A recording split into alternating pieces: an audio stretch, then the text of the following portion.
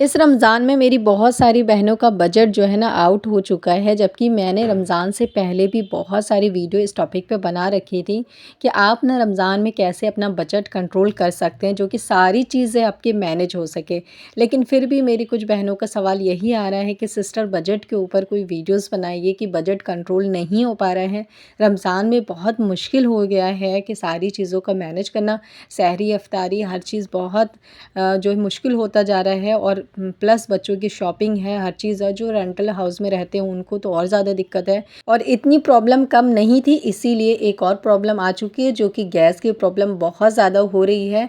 अमीर लोगों का तो जैसे तैसे गुजारा हर हाल में हो ही जाता है, लेकिन गरीब बेचारे जो होते हैं, मिडिल क्लास लोग, वो लोग हर चीज़ में हमेशा वही पिसते हैं, वही बीच में आते हैं। बेरोज़गारी में, काम नहीं हो या लॉकडाउन हो, कोई भी चीज़ कभी भी आती है तो भूखे बेचारे वही मरते हैं।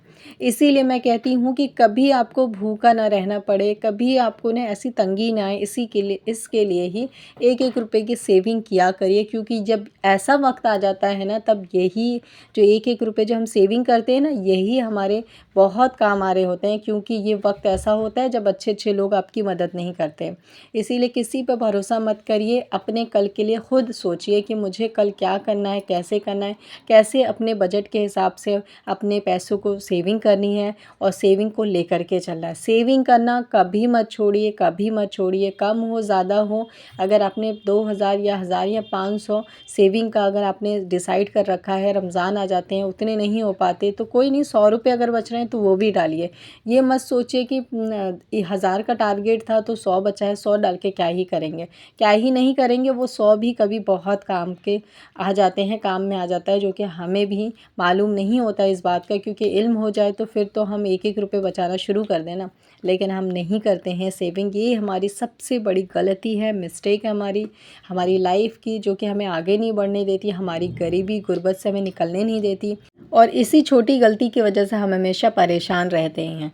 तो अभी सबको पता होगा कि गैस कितना ज़्यादा महँगा हो चुका है। जो ब्लैक से लेते हैं, मैं खुद ब्लैक से लेती हूँ, ब्लैक से तो 3000 तक का हो गया है, अब तो वो भी नहीं मिल रहा है। और इलेक्ट्रिक चूल्हा जो था ना, वो उसको कोई नहीं पूछ रहा था अभी तक, लेकिन अब जो है ना उसका इतना मतलब उसके बिक रहा है कि ऑनलाइन तो उसके स्टॉक ख़त्म हो चुके हैं। फ्लिपकार्ट पे मैंने चेक किया, स्टॉक नहीं है, बोल रहे हैं कि है ही नहीं, मतलब कि बिक चुके हैं, सारा ख़त्म हो गया है माल। तो इतना महँगा, एक तो उसका रेट इतना ज़्यादा बढ़ गया है, इसी की वजह से, गैस की वजह से। जो इलेक्ट्रिक चूल्हे का दाम जो 1500 2000 में से कोई पूछ नहीं रहा था, घास तक उसको डालते नहीं थे, लेकिन अब उसको 3000 4000 ऑनलाइन उसको दिखाया जा रहा है कि 3000 4000 का है वो। और जबकि वो जो है ना, हम मेरे रिलेटिव ने किसी ने ख़रीदा था 1000 रुपये का और एक और ने ख़रीदा था 1500 का। 1000-1500 में मिलने वाली चीज़ देखिए अभी अचानक से कितनी महंगी हो चुकी है, बहुत ज़्यादा।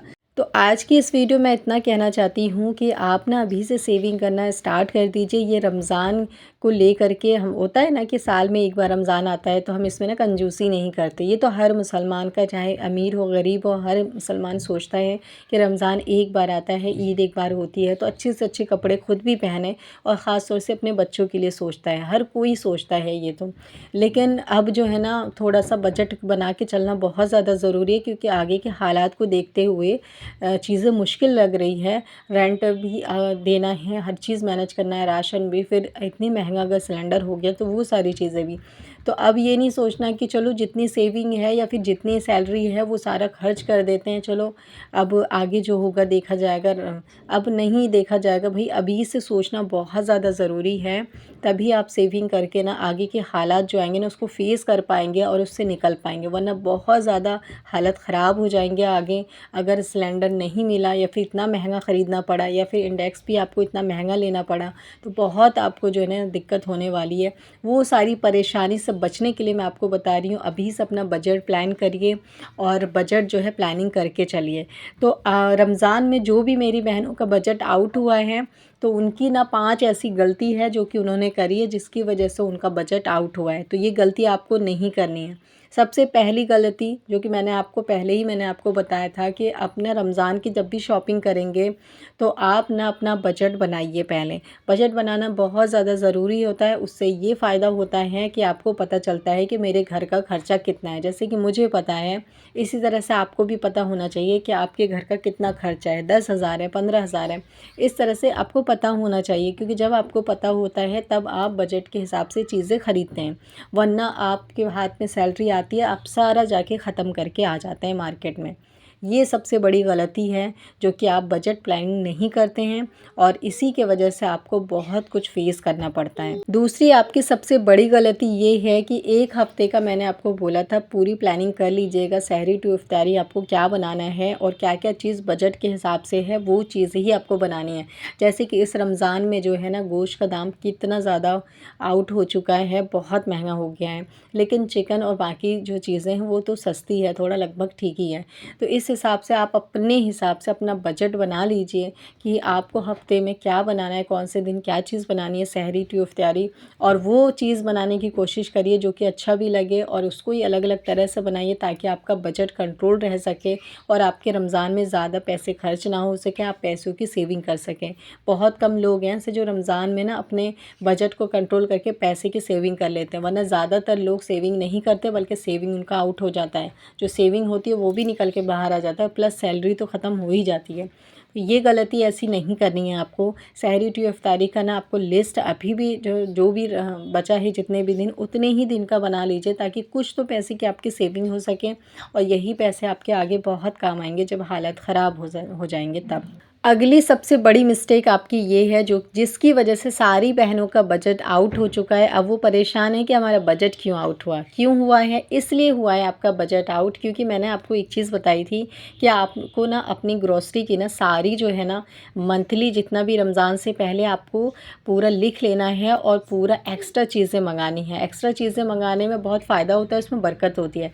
लेकिन मेरी बहुत सारी बहनें जो है पैसों के कारण, या फिर उन्हें ऐसा लगता है कि जैसे कि हम रोज़-रोज़ चीज़ें ख़रीदेंगे, हफ़्ते में सामान ख़रीदेंगे ना, तो उसमें कम पैसे खर्च होते हैं, लेकिन ऐसा नहीं है। हफ़्ते में सामान ख़रीदने से, रोज़ डेली सामान ख़रीदने से आपके पैसे ज़्यादा खर्च होते हैं, लेकिन एक ही बार आप ग्रॉसरी की पूरी शॉपिंग कर लेते हैं, 1 महीने का कर लेते हैं।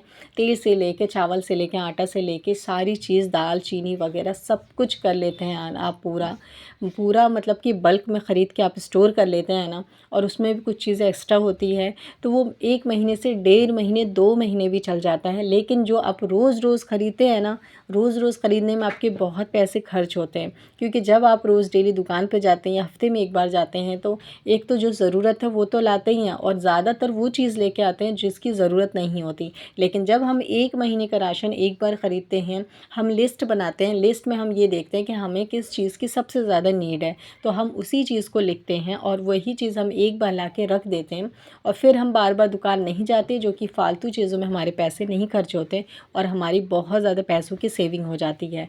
तो एक बार राशन लाने से, चाहे वो 5,000 का है या 10,000 का है, वो एक बार खर्च होगा, और वो 1 से 1.5 महीने तक का हो जाता है। तो एक बार शॉपिंग करना शुरू करिए, रोज़-रोज़ या हफ़्ते में या 10 दिन में शॉपिंग की जो आदत है ना आपकी, इसको अवॉइड करिए। इसमें बहुत पैसे खर्च होते हैं। स्टार्टिंग में मैं खुद ये गलती करती थी, लेकिन अल्लाह का शुक्र है अब मैं नहीं करती हूँ ऐसा, क्योंकि पहले मुझे पता नहीं था, क्योंकि कभी तो घर चलाया नहीं था शादी से पहले, तो शादी के बाद ही इंसान घर चलाना शुरू करता है। तो ये मुझे 1 साल के बाद मुझे ना किसी ने मुझे बताया कि एक बार आप राशन ख़रीदा करो तो बहुत फ़ायदा है। और अभी जो कुछ दिन पहले मेरा सिलेंडर भी जब छोटा था ना, तो मुझे हर हफ़्ते उसको भराना पड़ता था, तो वो भी मैंने अब हटा लिया है। तो इससे भी मुझे बहुत आसानी मिल गई है कि बड़ा सिलेंडर होने से ना मेरा अल्लाह का शुक्र है 2 महीने सिलेंडर चला जाता है। तो इसमें भी पैसे जो खर्च होते थे ना रोज़-रोज़, वो रोज़-रोज़ वाला जो झंझट है हफ़्ते वाला, वो ख़त्म हो चुका है। अब इस चीज़ से भी जान छूट चुकी है। बस एक चीज़ और है जो रोज़-रोज़ का करना पड़ता है दिल्ली में, वो है पानी, क्योंकि ख़रीदना पड़ता है। बस ये रोज़-रोज़ हमें लाना पड़ता है, वरना रोज़-रोज़ की और कोई चीज़ नहीं है जिसमें कि हमारे ज़्यादा पैसे जाते हों और हमें ख़रीदना पड़ता है।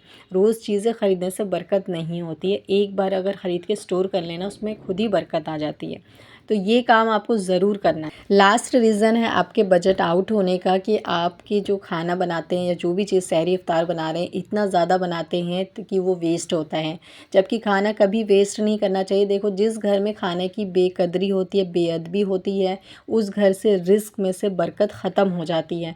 यानी कि बहुत सारा खाना बना बना के आप फेंकते हैं, नहीं खा रहे हैं बच्चे, आप नहीं खा रहे हैं, क्वांटिटी ज़्यादा आप रखते हैं, तो आप क्वांटिटी कम रखिए, उतना जितना कि ख़त्म हो जाए, क्योंकि ये जो रोज़ रोज़ फेंक देते हैं आप खाना बना के, इससे बरकत ख़त्म हो जाती है रिस्क की, और इसी की वजह से आपका बजट आउट हो जाता है। आप लाते तो हैं राशन, हर चीज़ पूरा स्टोर कर लेते हैं, लेकिन फिर भी आपकी बरकत नहीं हो रहा है ना, उसका रीज़न यही है कि आप अपने रिस्क की बिल्कुल भी कदर नहीं करते हैं। आप बनाते हैं, उसको फेंक देते हैं, कूड़े में डालते हैं, जिसकी वजह से बरकत ख़त्म हो जाती है।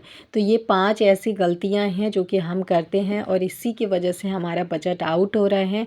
तो इस बजट को आज ही कंट्रोल करिए, क्योंकि आगे की कुछ भी नहीं पता है किस तरह के हालात होंगे, और बजट कंट्रोल करके अभी से चलना शुरू कर दीजिए, ताकि आगे ना आपको कोई भी ऐसी प्रॉब्लम का सामना ना करना पड़े। आपको जो है ना, आपके जो घर का बजट है वो कंट्रोल रहे और आपको कोई प्रॉब्लम परेशानी ना हो। तो आज की इस छोटी सी वीडियो में इतना ही। आई होप कि आज का पॉइंट पसंद आया होगा। फिर मिलते हैं, जब तक के लिए अल्लाह हाफ़िज़।